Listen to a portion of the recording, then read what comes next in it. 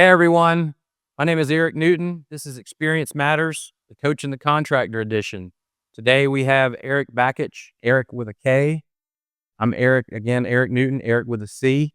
And this is Jeff Scott. This is sponsored by Newton Scott Signature Homes. And we're today, like I said, we're glad to have Erik Bakich. Thanks for joining us. Thanks for having me. Really appreciate it. I know you're busy. I know you got to get out of here and get to practice and everything. So, um, let's jump right in. Let's do it. Yeah, thanks for having me. Yeah. Great to be here. Yeah, yeah, you're the first guest, in-person guest for the Coach and the Contractor edition. We're happy about that, and we're doing it in this beautiful space. It's not completely done yet, but it's our new showroom, and I know you had some questions about Well, I was going to say, I've done a lot of podcasts, but this is the nicest room I've ever been in. I want to move in or at least steal some ideas for the contractor part of this show. But beautiful light fixtures, great finishes. This is amazing. Yeah, so we've been talking about this for years. Once Jeff and I hooked up and started doing the Newton Scott Signature Homes, we decided to really pull it all together, and we wanted a showroom for years, and so we're really excited to make this happen. It's basically a place for us to meet our clients when they're doing their selections. I mean, you just build a house, you know how it is. You got to pick out a lot of stuff, and so we're just giving different samples and examples of different things that they could use in their homes. I mean, you see the beams, like you got a smooth finish beam, a rough finish beam, you got, the vertical shiplap, and you got the wainscoting and, all the different light fixtures. We're going to have cabinet samples and different granite samples and all kinds of different stuff in here for them to be able to touch and feel. I mean, this is a floor that high-end floor that we use in a lot of our houses. And so it's just really cool when you can go into a space and see it all and be able to pick it all out in one spot and not have to travel all over the world. Believe me, I'm taking notes. I've already taken pictures, and I'm going to steal some of these ideas. It's just great. Yeah. Well, you are a developer, right? A developer. That's your day job is being the head baseball coach at Clemson, but you're a developer. Your side job is being a developer. It felt like it. So the story behind that, we bought land on Ford Road, and we divided it up and wanted to sell some lots to our friends, and then the county was like, well, you're technically a developer and you need to put a fire hydrant in. And it's like, well, how much a fire hydrant costs? And they're like, well, you have to run a 6-inch water line up the street like 1,000 feet. It'll be $250,000. I said, I am not a developer. I just want to put a house in. Let's just get back to basics here. Yeah. But it was fun. It was, it was cool to build something, as you guys both know, very well know, and build a community and, have something that was beautiful land and turn it into a place that people gather and live and raise kids. And so we're very proud to kind of make a small little community out on Ford Road, and more houses to be built. And I think your brother's doing a few of them, and we're doing one, and you're doing one. Yeah, that's awesome. We started it this week. So let's go. Yeah. So you probably have seen some of the trucks coming in and out of there. I don't know, but okay. Is that a football staffer? It is. It's football suppressed. But is a football staffer. But, and I would say this, because I drive by your house a good bit whenever I'm headed up towards 6 Mile and go towards the cliffs. And number one, beautiful house. And as we were talking about earlier, first got a chance to meet you and your wife whenever really y'all just kind of had first gotten here. And I was really impressed. You were talking about, your vision for building a house. And I mean, you had a sketch, the exterior of the house that you sketched literally is what your house looks like. So not many coaches have that ability to be able to draw that, but also to be able to find the property you found. I mean, having a place with mountain views this close to Clemson is almost non-existent. Yeah. And, for people like Eric and I that are always driving around, we're looking for property and looking for different places to maybe build houses. It's like I probably drove past that, a bunch over the last 10 or 15 years, never really even thought about it. And then to see what you're able to get there and where your house sits, I think it's awesome. And I know you're going to use it a lot for entertainment for your current players and recruits. But I just think that's awesome. Y'all did an awesome job, beautiful home, and excited to see you guys enjoy that for the years to come. Yeah, appreciate it. Yeah, and you did a good job laying out the subdivision too. I have to point that out. You did a good job with the house. The house looks great, but the subdivision, you look like a pro. Yeah, I mean, you got And I do think it's cool how you did bigger lots, you know.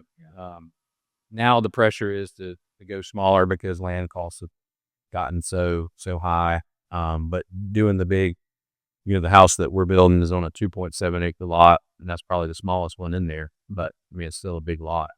Yeah, and to be half a mile from Clemson, I mean, that's really cool, really special place. You did a good job.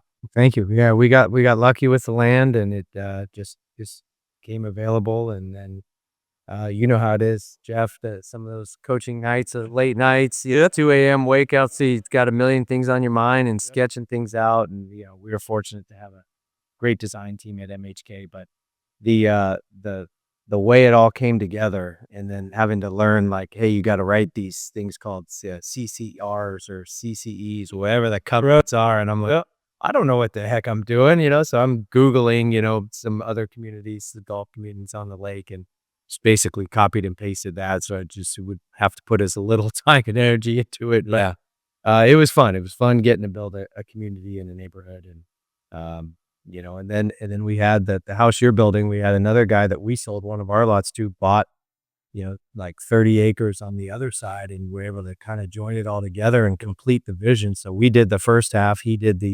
Erik Brazil did the other half, and was able to bring in some more families, including the one you guys are doing now. So can't take all the credit for it because we only did about half of it, but it turned out to be over 50 acres that are being developed. And like you guys said, that close to campus with mountain views. Yeah. Very lucky. Yeah. So you've been at Clemson, you and your family have been here maybe close to 3.5 years now.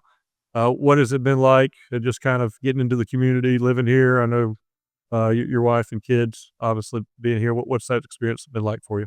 Yeah, so I had the luck and the fortune of being here once already. Got my coaching career started, got here in the fall of '01 for the spring of '02 season. So I fell in love with Clemson then. That was my first coaching job. So for me, Clemson was always the gold standard, and it was always about implementing a Clemson program at all the stops that we went. And so my wife is a Southerner as well. She grew up just south of Nashville. Her parents currently live just outside of Atlanta. So this was like a no-brainer for us, get to raise our family in a part of the country where God, country, family values are so prevalent.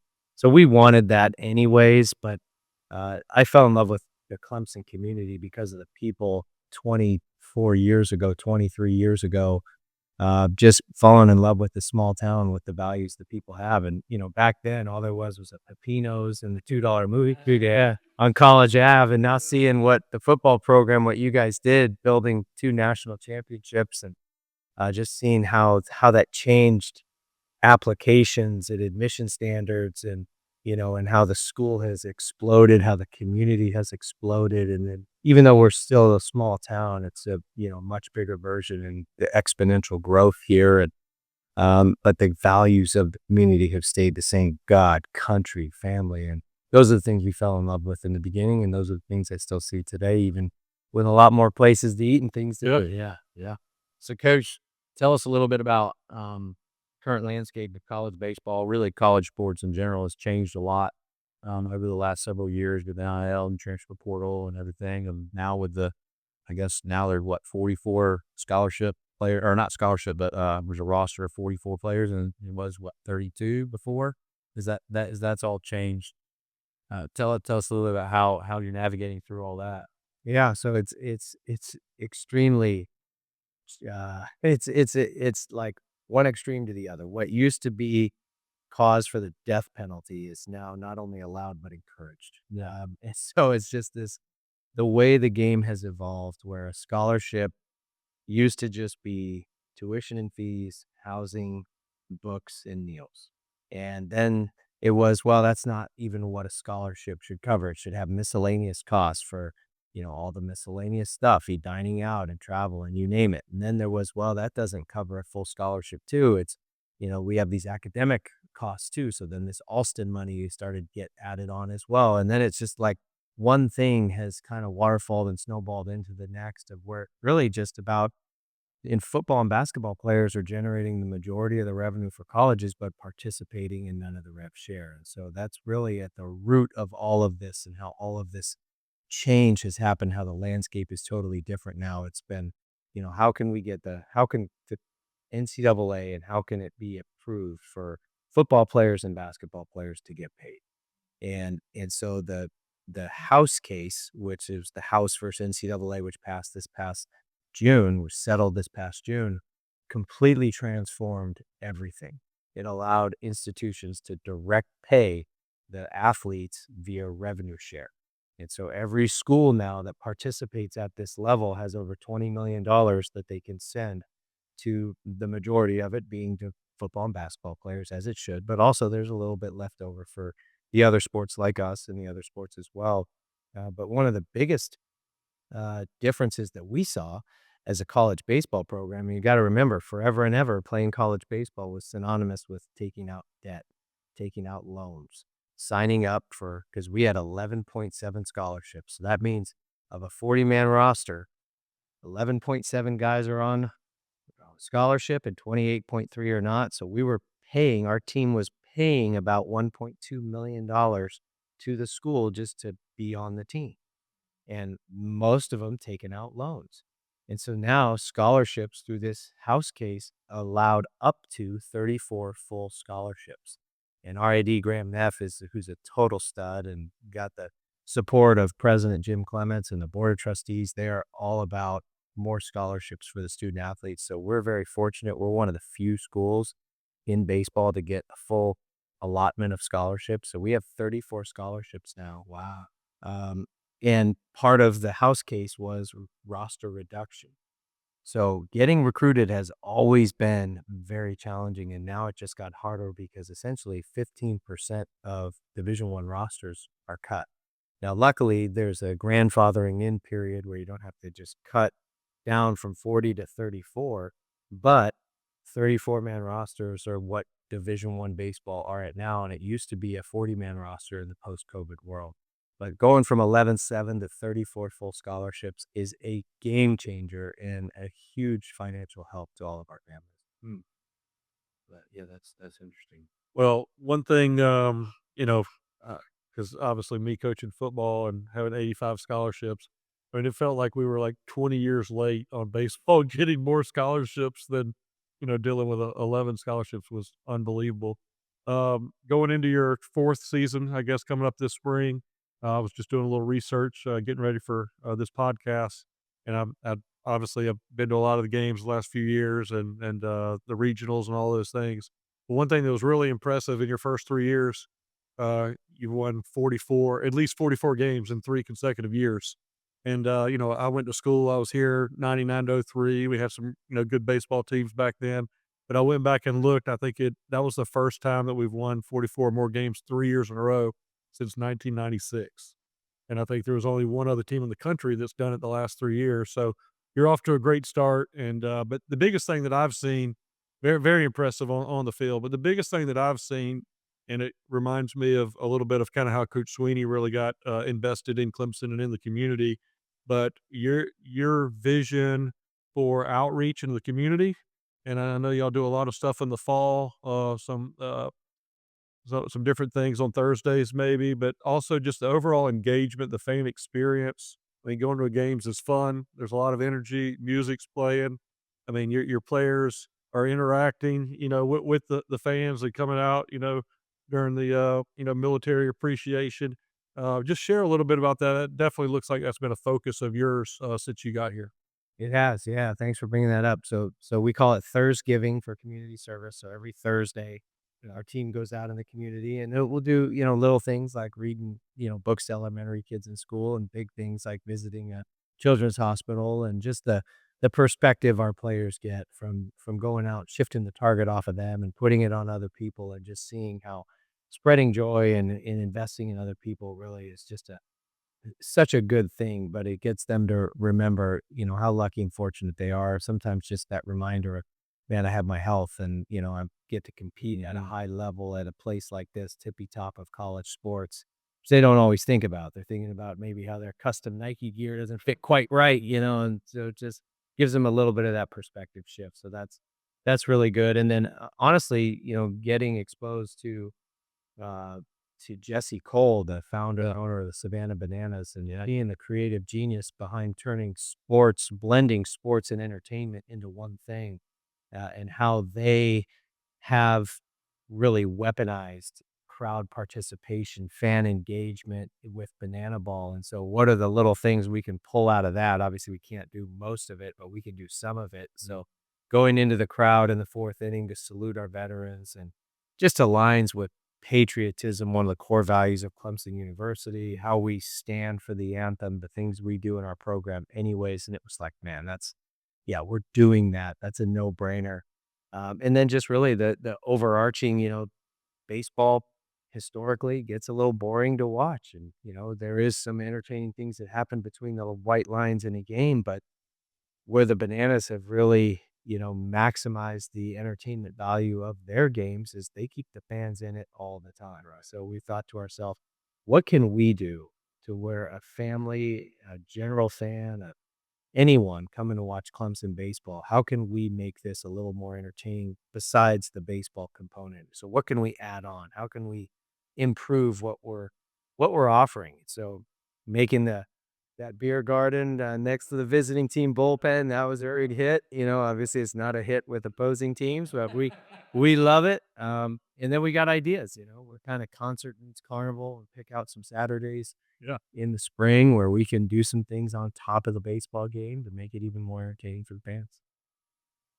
Yeah, so I was gonna ask, like, are there any other things that you're working on that you can tell us about, or is it all top secret at this point? No, I mean, I'm known for spilling the beans too early. I get in trouble for that a lot, but yeah, so we did the Fan Fest this past October, and we played the Bananas on Thursday. We had a Halloween batting practice for kids on Friday. We played Alabama on Saturday, and on that Saturday, we also had like a carnival type.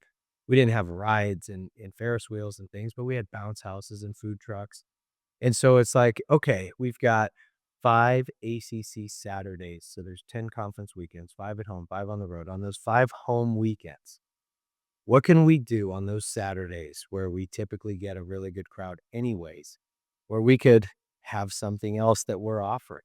And so, concerts came up, that carnival type event came up. And so I think you'll see an announcement coming forward where we're doing some other things on those Saturdays to make it even more fun and more entertaining for the fans coming to watch us play. That's awesome. That is- Talk a little bit about what y'all are doing this time of year in the fall. Obviously, our fans, you know, they obviously know the seasons in the spring and really don't know as much about all the work that's going on in the fall. And I've also heard, along with just y'all's practices, that maybe you have a curriculum that you really kind of put the guys through in the fall that's really interesting. So talk to us a little bit about that. Yeah, no, thanks for asking. So the fall curriculum, if you will, it's we have an 8-hour period where it's a lot of group training, a lot of testing, a lot of assessments, a lot of measuring. We believe in objectively measuring player development through a test retest model. So we'll do all these baseline tests early. Then we'll get into our 20-hour segment where it's a lot of gameplay, a lot of team training, where we're just doing full kamikaze baseball and trying to implement all of our foundations and systems. And then we transfer into a period we're in now where we're back in that 8-hour period. It's heavy strength and conditioning. We're retesting all those things we tested in the beginning of the semester, measuring how our players have progressed. We're in the middle of what we call IPDP meetings, so individual player development plan. And so it's putting these 6-week programs together for our players to where they know exactly what they're working on, what their strengths, what their opportunities for growth are, how to maintain them, how to improve them. And we're using data to measure it and data to measure their progress. Or essentially, we're measuring progress.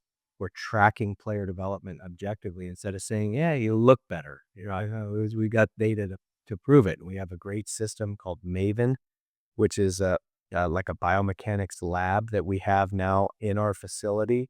It has force plates on the pitching mound and the batter's box. It has 16 Qualisys cameras, which are those high-speed motion capture that does the 3D like skeletal model. Then we have all the tech, advanced radar technology to measure everything the ball's doing. So very fortunate. Former Clemson baseball player Tyler Krieger, co-founder of Maven Labs, and his thing is really awesome, and it's helped us really objectively measure player development.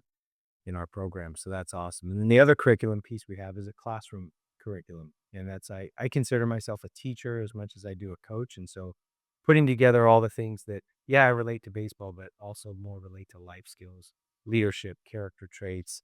And so I have a full year curriculum like a teacher would, where we go through an entire fall, start to finish, and really working on building the athlete from the neck up. One of the things that I've witnessed is that you seem to bring old players back to the games. I think you allow them to come on the fields, interact with the current players, and that's a really cool thing. And I think that was one thing that I noticed seemed like Sweeney implemented that what wasn't necessarily done at the football level. But I think that's really cool to be able to interact with former players. And so tell us a little bit about that. I mean, I've got several good buddies that were former baseball players, Brody Smith and a couple of those guys, and so I think that's really cool that you do that. Tell us a little bit about like what your thoughts are about. Yeah. that. Well, you don't go to Clemson for 3 or 4 years. You go to Clemson for life. Yes. Yeah. Hey, I love that. Getting our alums that have just sharing their experiences. Yeah. And you just ran into Carson Spires. Yeah, Carson I know inspired. he wasn't running your players, but but it's actually my He said he married into a good family. yeah, you just go with him. Right, he's my niece's husband. So Yeah. Yeah, well, Carson's a great example. I mean, it's just, with Bill and Carson, just great Clemson people. But it doesn't matter who coached them; they're part of Clemson. And so whether it's the guys that played for Bill Wilhelm or Coach Leggett or Monty Lee or most recent alums left, they're all Clemson.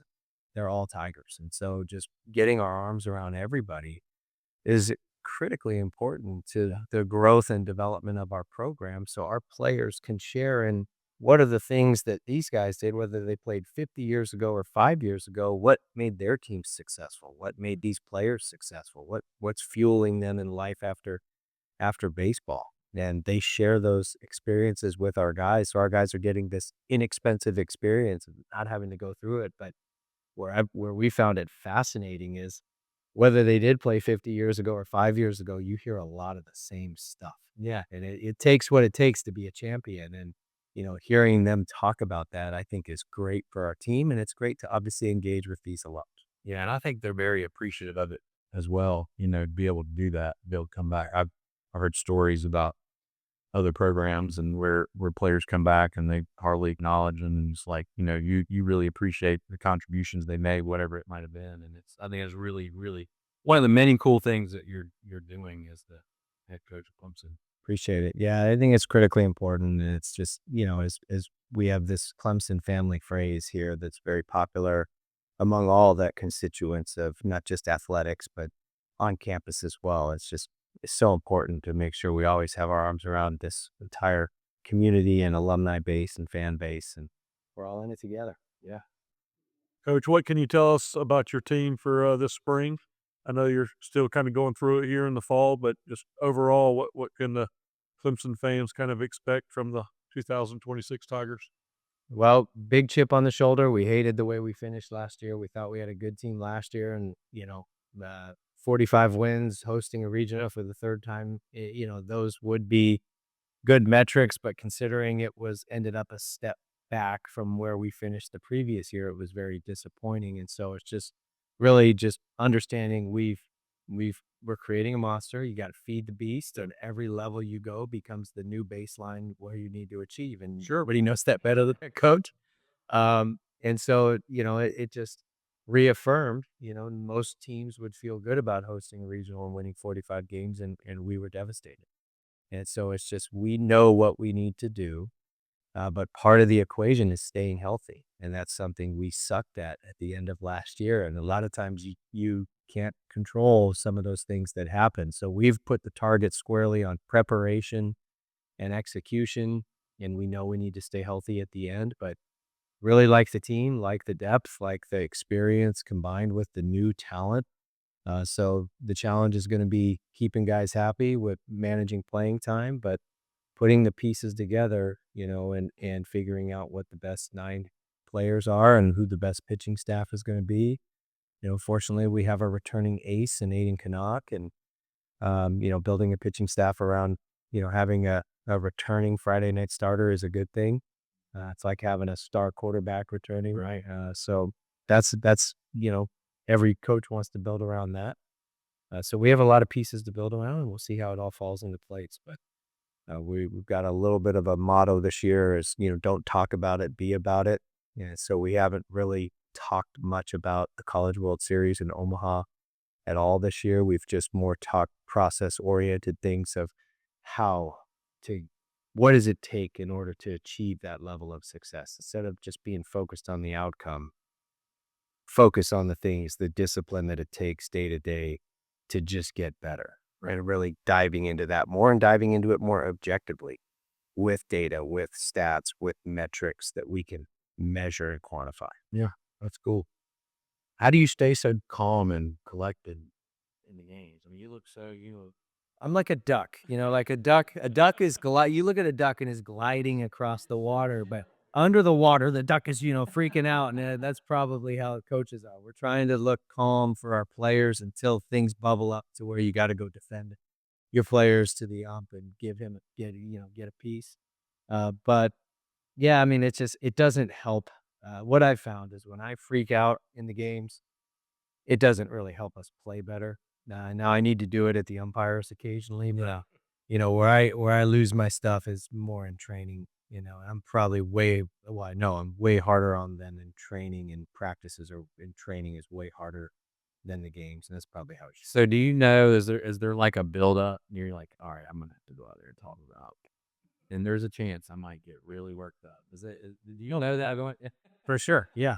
And a lot of times you're not even mad. It's just more like you're playing the role. Like you just have to go defend your guy. And sometimes I'll even tell the ump that, like, Hey, I'm good. Right. hey, yeah, you're gonna get a piece right here. And, yeah. And they know. They're not stupid. They know.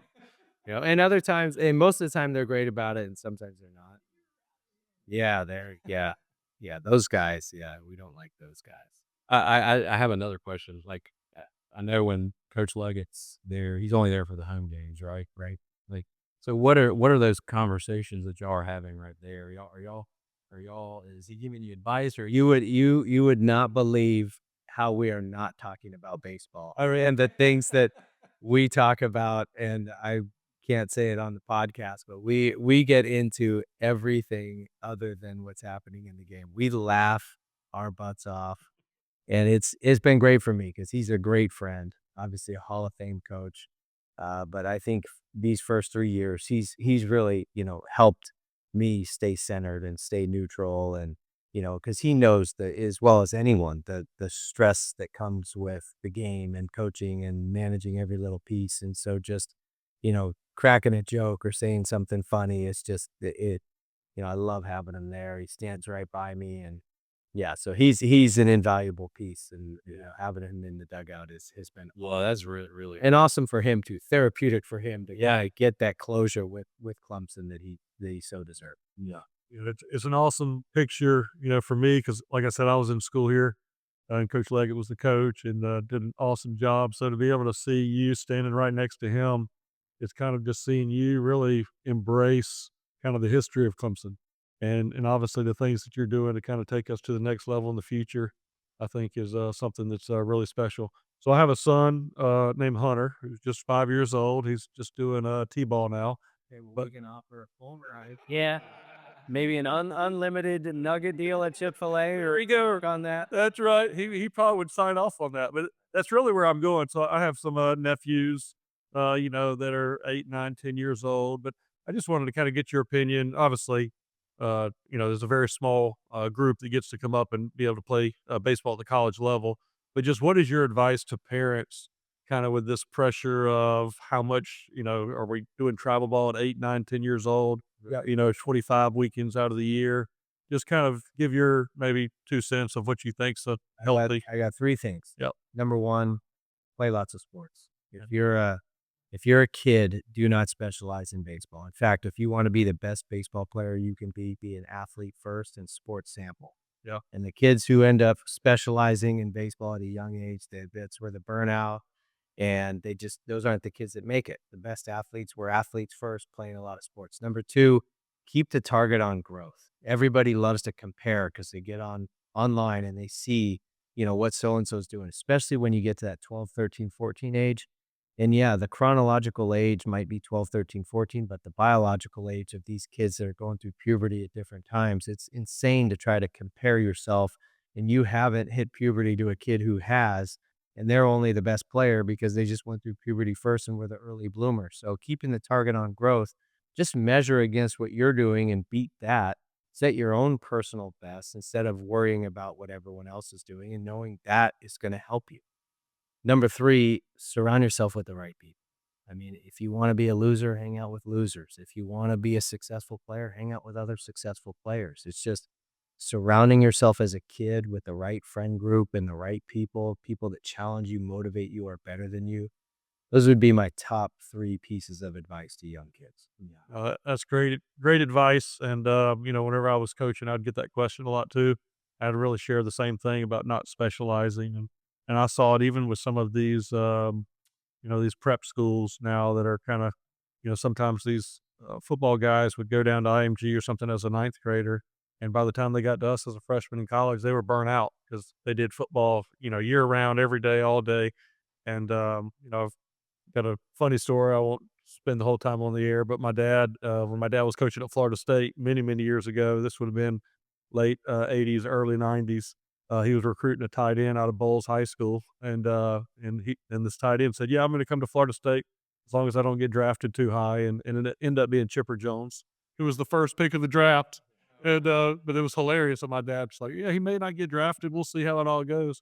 But to that point, just being able to see athletes, right, and playing multiple sports and what that does. That's great to hear you say. And then other thing I just wanted to say is, man, your team's doing a great job on social media, just overall engagement again with fans, and then also for recruits. I saw some stuff that you put out recently, and you're kind of like advising, giving some expert opinion on how to get noticed and how to reach out to coaches and do some of these things. So there's not many coaches that really talk about that and give that maybe advice to them. So that's great to see. But definitely from two Clemson alums, man, we're really proud that you're leading our Tigers, and there's no doubt in my mind as I watch, the time that I had with Coach Sweeney as we were kind of build up, we'll kind of get close, have a really good year, and then it doesn't finish the way we want it to. And really the same way. We didn't talk about, after we lost that championship in 15, even though we knew we wanted to go back in 16, we just worried about, hey, let's win today and let's do, be committed to the process, let the rest of it take care of itself. And also to your point, you got to you got to stay healthy. And sometimes there's a little bit of luck involved with that.